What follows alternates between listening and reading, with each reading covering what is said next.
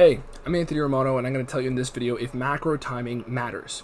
The answer is yes. I'm going to explain it in this video, so I encourage you to watch it all the way through.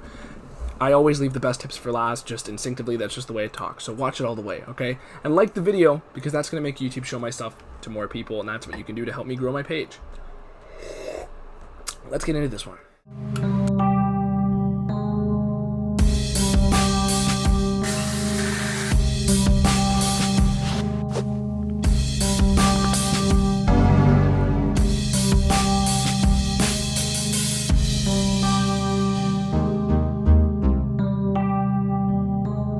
So, let's get into the tips here right away, but first, I have to preface this by saying you are one of two types of people who could be watching this video. You are either somebody who has a carb diet in place, and if it's your macros diet, or you have a ketogenic diet, a non-carb diet in place.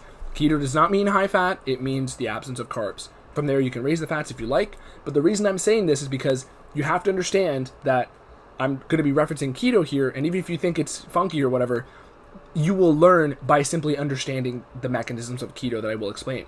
As a side note, I'm of course a big keto guy, okay? I've been doing keto for 9 years, and I always say that carbs don't grow in the winter. So your ancestors at some span of the year were ketogenic, whether it was for 2 months, for 3 months, even if you lived in Hawaii, carbs did not grow for at least some part of the year, and your ancestors had to deal with that. So keto is a natural part of our seasonal metabolism, and when we're looking at the benefits of timing your macros, you have to understand those to understand this video. So now I'm going to get into those benefits. So for starters, the most important macros to time are protein and carbs. Fat can generally be timed any time of day, but depending on what you've done, mixing it with protein and carb may affect the results that you're after. So I'll explain this in a moment once I first explain protein and carb. Protein and carbs, if you time them, for example, after a workout, you will achieve better uptake of amino acids and glycogen into your muscles, okay? And this is due to the hormonal effects that you create by working out. When you work out, you enhance your insulin sensitivity in the moment, and that will enhance how much amino acid and glycogen you can uptake into your muscle tissue. If you don't eat carbs before a workout, you will actually experience something called insulin-independent glucose transporter translocation. And that basically means if you don't eat carbs before a workout and then slam a bunch of carbs and protein afterwards, you are going to uptake nutrients better. That doesn't technically mean that you're more insulin sensitive, but it does mean that you will, via a hormonal process, have gotten a better result, even though you're probably eating the same total macros every day. So a lot of people will tell you the only thing that matters is the total quantity. That is only one side of the coin. There's a quantitative side and a qualitative side. And if you work out before, you are creating a hormonal reaction. So if you believe in any of the objectively peer-reviewed, accepted science that working out causes hormonal changes in your body, guess what? You believe in the qualitative side of the coin. It's not only the quantitative, and we know these mechanisms work. Granted, studies that look at total quantity might say that's the only thing that matters and timing doesn't matter. But if you understand the mechanisms and you believe in anything of the hormonal effects on your body, if you believe in hormones at all, which everybody does because we know they exist, then guess what? You believe in these protocols I'm explaining. And there are different results that are achieved. Even if they're small, they're significant and they make a difference. So, granted, as far as your workout performance, I can't say if timing carbs before is going to help you more by getting a little bit more blood sugar going from eating carbs beforehand. But what I can tell you, the most important takeaways here are post-workout carbs are going to affect you better than, having them before workout and not having any carbs later. Of course, I'm a big keto guy, and I recommend cutting out carbs because this is something that our ancestors would have done. In the winter, carbs don't grow, no matter where you're from, and we have a seasonal metabolism. And of course, keto has a load of benefits that everybody should be in touch with for at least some part of the year. I don't think you should have to do it all the time, but you will get better insulin sensitivity, better anabolic muscle building results if you tap into this ketogenic state all the time, or occasionally throughout the year. But the point is, whether you're somebody who eats carbs or doesn't, if you time your carbs after a workout, you will get better usage out of them if you did work out. This is objectifiable fact. And that brings into the question that the main variable here is workouts and how they play into timing of macros.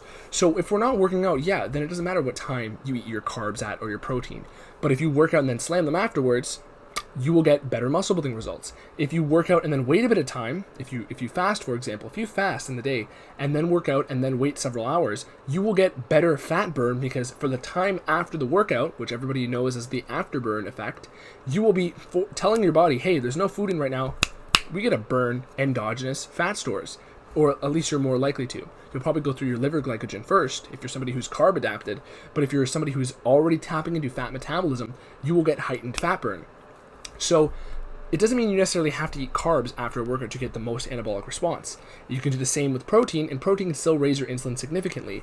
In fact, if you have something like a hydrolyzed whey protein, you will get a massive insulin spike that can provide loads of muscle building effect, independent of total quantity of protein, because you have this quality of highly insulinogenic protein. That is the purpose of whey protein. It is not just for a total quantity replacement. I have a video on this.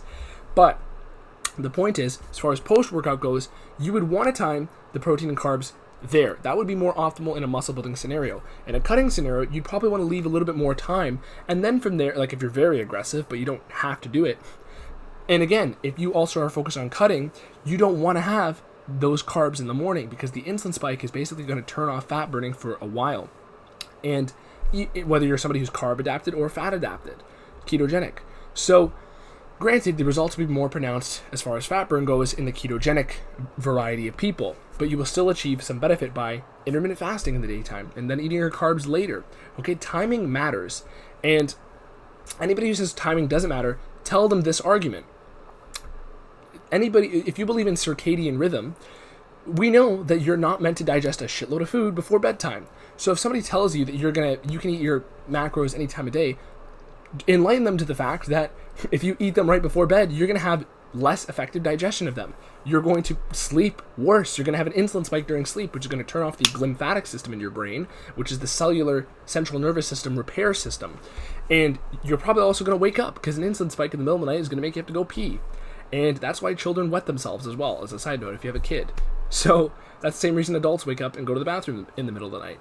So anybody who says meal timing and macro timing doesn't matter, enlighten them to that fact. Because again, with carbs, you don't want to slam a bunch right before bed. That's going to jack up your insulin, prevent any sort of neuro repair going on in your brain. Because the brain cannot basically fix itself in the presence of an insulin surge. So this is why, again, timing matters, and it's not just about the total quantity. And this is why there's two sides of the coin. Quantity is a good cutoff point to know some of the boundaries, but it doesn't tell you what's going to happen on a moment-to-moment basis. That's what hormones do, and that's the qualitative side of the coin. So in a pre-workout context, having the carbs before can be beneficial if you're somebody who does, if you're already having carbs, of course, you're going to need some before the workout, because that's your body's fuel at the time. If you're somebody who's ketogenic, you don't necessarily need them, but you can use them in a targeted keto style, which basically means a little bit of carbs before to raise your blood sugar, maybe get a little bit more force into your workouts. But again, hormonally, as far as muscle building goals and fat loss goals, if you have them beforehand, you are going to diminish how much fat you will burn during the workout.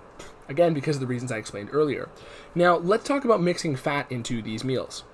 If you were to take that high carb, high protein post-workout meal and you add a bunch of fat in there, granted, you'll still get all the amino acids from your protein, you'll still get some glycogen refueling from the carbs, but the fat would slow down the digestion of that meal. And it would also minimize blood sugar spikes, which could prevent extra fat storage. But by adding in a bunch of fat and a bunch of carb in the same meal, you risk a larger amount of de novo lipogenesis, which is fat storage. Think of it this way. Whenever you mix carbs and fat in the same meal, you're at risk for more fat storage. Again, quantity is the total cutoff point, but in general, if you're mixing carbs and fats a lot in the same meals every day, you're basically giving your body two fuel sources, and your body's a survival machine. It's going to go, hey, we have two fuels here, let's put one away. It's more likely to do that, especially if your calories are not pristine and controlled. This is why mixing carbs and fats is generally the cardinal sin of the fitness industry. Okay, this is why people say not to mix a large amount of carbs and fat, because it's more likely to lead to fat storage. Why? Because of the hormonal effects of combining them, not necessarily because of the total calorie amount, the total energy. Okay, granted, total energy is going to influence how likely that is, but it's a synergy between the two. That's the opinion I put out here and I preach here, because it is true, you cannot have one side of the coin without the other. Okay, you can't have day without night, you can't have night without you can't have summer without winter. You can't have any part of existence, North Pole without the South Pole. There's a polarity between everything. Now, on the other hand, mixing a large amount of carbs and protein in that post-workout meal might be problematic as well, because what you might be doing is you might be mixing a large amount of protein, which needs to be broken down with acidity in your stomach, and a large amount of carbs, which needs to be broken down with more alkaline pH. So if you're mixing both of them, you might get less protein absorption, less appropriate digestion of the foods you're eating, and they'll basically just rot in your stomach and ferment and cause gas. If this is something that you experience, perhaps it's from mixing large amounts of the two. So one thing we do know is that if you want adequate digestion of things, it would be wiser to have mostly protein in that meal, minimal carbs at most. I'd say less, unless you're doing a carb backloading sort of routine. And from there, the fats are basically, if you're somebody who's ketogenic, you can mix the fats in with no problem, whether you're bulking or cutting. But if you're somebody who is trying to bulk and you're having lots of carbs and fats and protein, it's probably not the most optimal. You want to pick mostly the protein and then save the carbs and fat because they're energy sources for later. Okay? Granted, slamming the carbs after a workout is going to lead to more glycogen uptake in the muscles. And this whole scenario gets amplified if you're coming from a ketogenic state, because what's going to happen is you are going to super compensate glycogen stores. So when you come from a ketogenic state, this is very objectifiable science, by the way. You can look it up or watch my other videos, because I'm not going to throw a study up in this one, because I have much more analytical videos on this topic, especially the carb backloading one.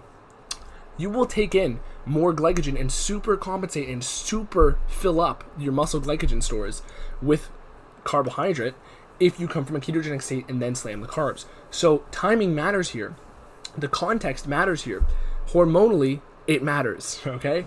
And the best recommendations for muscle building: protein after the workout. Yes, you can have some carb, but for most people, that's just because I know people are going to do it. It would be better if you simply have the protein and have a little bit of time in between the next carb meal or the next fat meal. Fat and protein digest very well together, but if you're mixing fat into a meal that's high carb, high protein, you're probably going to run into problems.